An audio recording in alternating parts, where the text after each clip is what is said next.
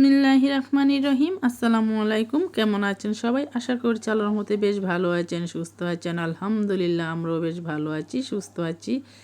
এই তরকারিটা এটা পালং শাক, আমি এটা দিয়ে একটা তরকারি রান্না করেছি। আমরা কিন্তু সবাই ভাজি খেয়ে থাকি, এরকমভাবে তরকারি কিন্তু আমরা খেয়েও রান্না করি নাই। অনেক এলাকাতে আবার রান্না করে, অনেক এলাকাতে আবার রান্না করে না।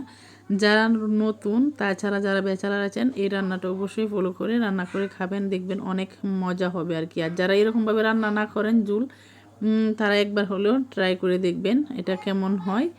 এই যে এটা রান্না করতে আমি এখানে 4 মুঠা পালং শাক নিয়েছি।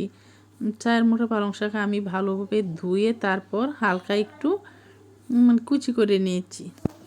নেওয়ার পরে এই শাকটা রান্না করতে আমি কী মরিচ, ধনিয়া পাতা, পেঁয়াজ কুচি, রসুন কুচি, চিংড়ি মাছ, এরপরে এই যে দেখেন এরকম সাইজ করে আমি শাকগুলোকে আমি কুচি করে নিয়েছি। নেওয়ার পরে আমি একটা কড়াই বসিয়ে দিয়েছি।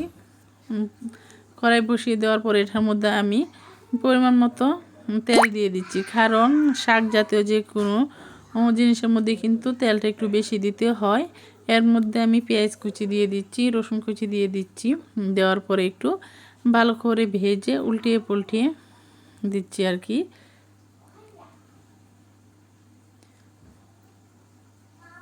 যারা নতুন তাদের জন্য এইরকমভাবে যখন এই যে রসুন মশলা দেওয়ার আগে হালকা একটু পানি দিয়ে নিতে পারেন, না হয়তো এই যে পেঁয়াজের রসুন এগুলো পুড়ে যেতে পারে আর কি। এই জন্য আর যারা পুরাতন তারা তো বুঝতেই পারবেন।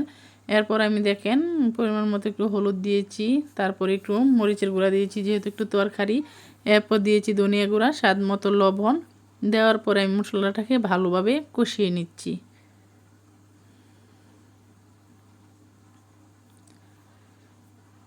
এখন আমি চিংড়ি মাছগুলো দিয়ে চিংড়ি মাছটা একটু ভালোভাবে ভেজে নিব।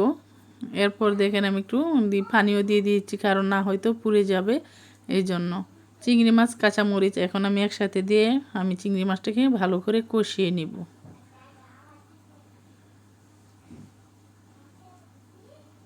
তরকারির কালারটা কিন্তু দেখেই বোঝা যাচ্ছে অনেক লোভনীয় হয়েছিল কিন্তু।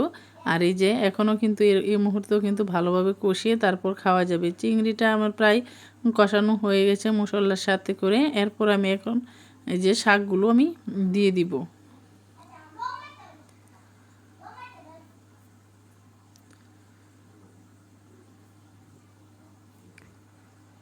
আর এই শাকের মধ্যে কিন্তু লবণ দেওয়ার সময় অবশ্যই খেয়াল রাখতে হবে, শাক কিন্তু একদম কমে যাবে আর কি। এই জন্য লবণটা একটু কমে দিতে হবে, পরে দেখে তারপর দেওয়া যাবে।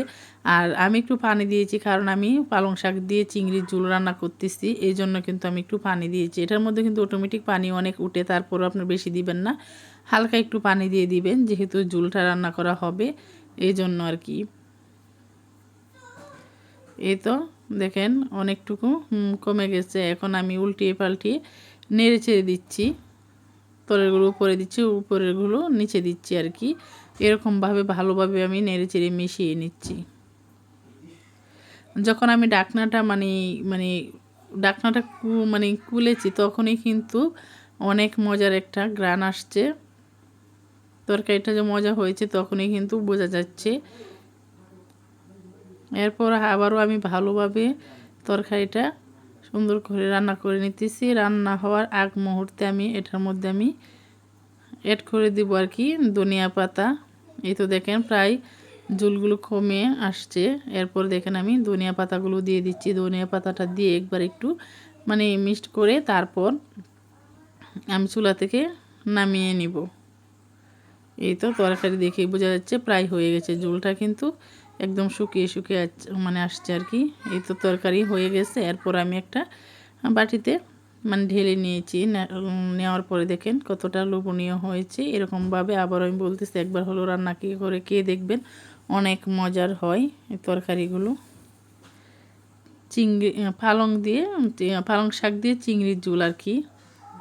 সবাই ভালো থাকবেন, সুস্থ থাকবেন, নিরাপদে থাকবেন। আমাদের জন্য দোয়া করবেন, আপনাদের জন্য দোয়া রইল। আসসালামু আলাইকুম, আল্লাহ হাফেজ।